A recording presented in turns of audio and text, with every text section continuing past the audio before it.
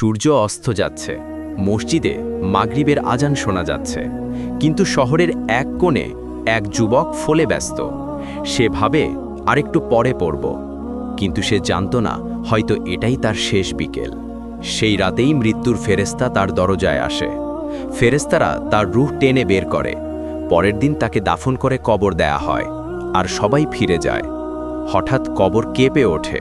দুজন ফেরেশতা উপস্থিত হয়। তারা গম্ভীর কণ্ঠে জিজ্ঞেস করে, তুমি কেন মাগরিবের নামাজ পড়নি?